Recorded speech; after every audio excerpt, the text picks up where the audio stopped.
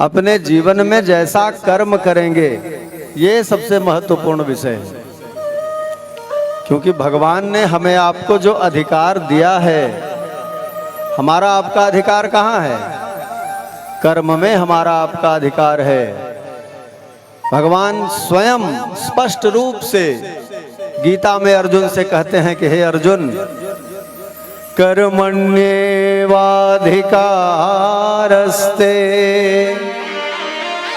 मा फलेषु कदाचन। भगवान ने क्या कहा, जरा ध्यान दे करके सुनिए। कर्मण्येवाधिकारस्ते, कर्म में ही तुम्हारा संपूर्ण अधिकार है। मां फलेषु, मेरे द्वारा दिए जाने वाले फल की चिंता तुम्हें क्यों करनी है? अगर आप का कर्म सही है तो ये फल लेकर के तो स्वयं मैं बैठा हुआ हूं। इसलिए व्यक्ति को अपने जीवन में, अपने आचरण में सदैव जीवन में शुभता की सोच रखनी चाहिए। हमेशा अच्छा सोचिए। नकारात्मक विषयों से जितना दूर रहेंगे, जीवन उतना ही सुंदर बन जाएगा।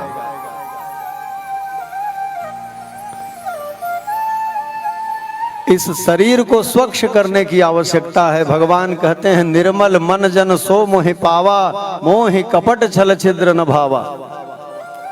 देखिए आगे प्रसंग अभी आएगा। विभीषण जी जब भगवान की शरण में आ रहे थे तो विभीषण के मन में बड़ा भय था। किस बात का भय था? कि भगवान ने प्रतिज्ञा की है। कौन सी प्रतिज्ञा? निशिचरहीन करऊं मही, भुज उठाई पन कीन, और सकल मुनिन के आश्रमन ही, जाय जाय सुख दीन। विभीषण जी को यह बात पता थी कि भगवान ने प्रतिज्ञा की है कि संसार में निशिचरों को समाप्त कर दूंगा। निशिचरहीन करऊं मही, और ये प्रतिज्ञा भगवान ने भुज उठा करके की है। भुज उठाए पन कीन। ऐसा करने का कारण क्या था? भगवान ने देखा कि अस्थियों का पहाड़ है, तो पूछा ये अस्थियां किसकी हैं? तो ऋषि कुमारों ने बताया कि असुरों के द्वारा भगवान के भक्तों के शरीर को खाकर उनकी हड्डियां फेंकी गई हैं। ये भगवान को बहुत दया आई। भगवान कहते हैं, अस्थि समूह देखी रघुराया, पूछे मुने न लागे अति दाया। भगवान बहुत दया करके पूछते हैं, और जब पता चलता है तो भगवान क्या कहते हैं? निशिचरहीन करऊं मही, भुज उठाई पनु कीन, और सकल मुनिन के आश्रमन ही, जाय जाय सुख दीन।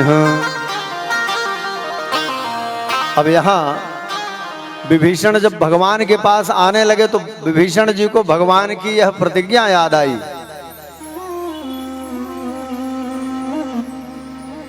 इसलिए विभीषण जी भगवान के पास पहुंचते ही पहला शब्द क्या कहते हैं?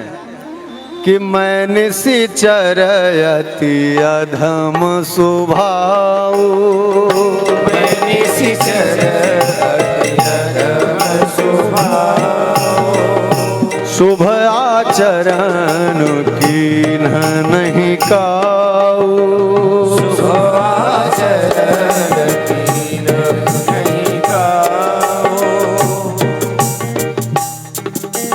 पहुंचते ही समर्पित हो गए।